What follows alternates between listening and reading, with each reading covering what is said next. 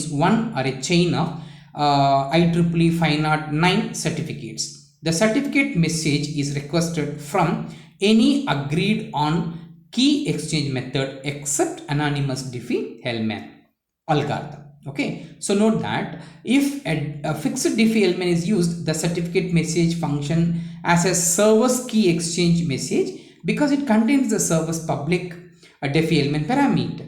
Next, what happens is server exchange key is going to be message will be given from the server to the client, may be sent if it is requested or required for the purpose, and it is not required in two instances. One instant is nothing, the first instant is nothing but the server has sent a certificate with a fixed Diffie-Hellman parameter. During that time, server key exchange is not at all going to be needed over there. This server exchange is not at all going to be needed if it's going to be use a fixed Diffie-Hellman parameter.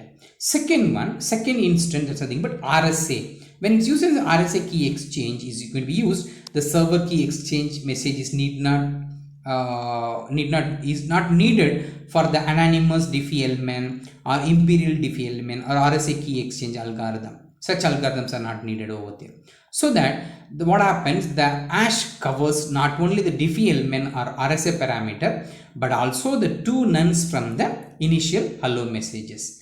This ensures against a replay attack and misrepresentation.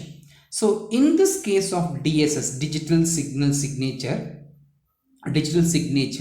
the hash is performed using the SHA-1 algorithm. In such cases, what happened, the RSA signature or both an MD5 and SHA hashes are calculated, and concatenation of these two values, which is going to be represented with 36 bytes, is encrypted with the server's public key. Next, an anonymous server or servers not using an anonymous Diffie-Hellman algorithm, which can request a certificate from the client, so that they will send the certificate request message, which includes two parameters. One is nothing but certificate type, another is nothing but certificate authority. So the certificate type indicates a public key algorithm that may be used in RSA signature only or DSS signature only or RSA for fixed Diffie-Hellman. In such cases, what happened, the signature used only for authentication purpose by sending a certificate signed with RSA. Sometime if you are going to use a DSS for a fixed Diffie-Hellman, again used only for authentication purpose. Here the RSA for imperial Diffie-Hellman or DSS for imperial Diffie-Hellman may be used over there. Then the second parameter which is going to be present over there is nothing but a server signal end of hello message phase. So what happened during this time, the server hello message will be sent over there. So the second parameter in the certificate request message is a list of distinguished names of the acceptable certificate authorities. Then the final message in the phase 2, and on that is always required, is the server done message, which is sent by the server to indicate the end of server hello and associated messages.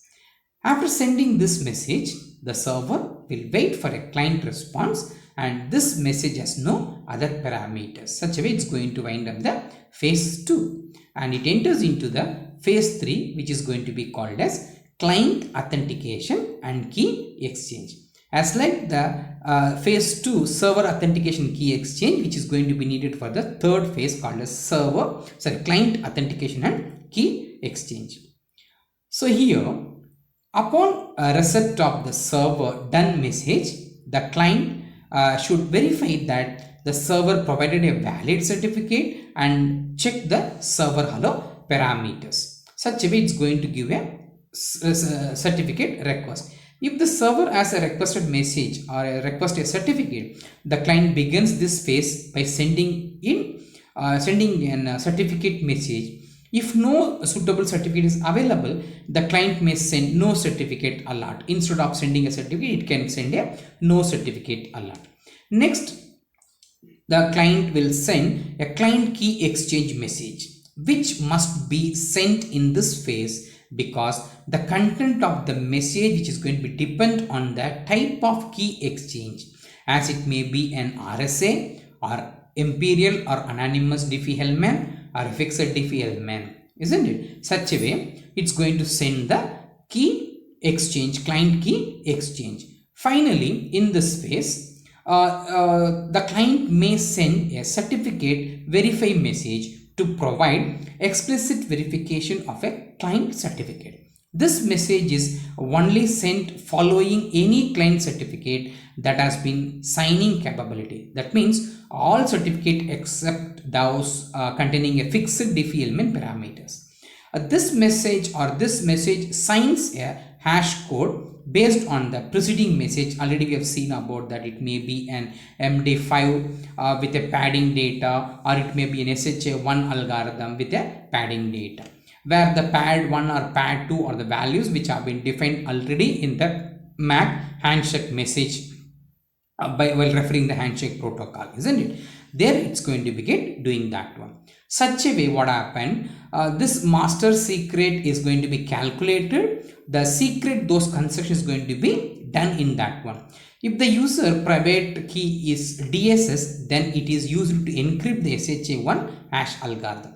If the user private key is going to be an RSA, then it is used to encrypt the concatenation of MD5 along with the SHA1 hashes. In either cases, the purpose is to verify the client's ownership of the private key for the client certificate. Even if someone is misusing the client certificate, he or she would be unable to send this message. Such a way, it's going to wind up the third phase, client authentication and key exchange. And the fourth phase is going to be called as finish phase.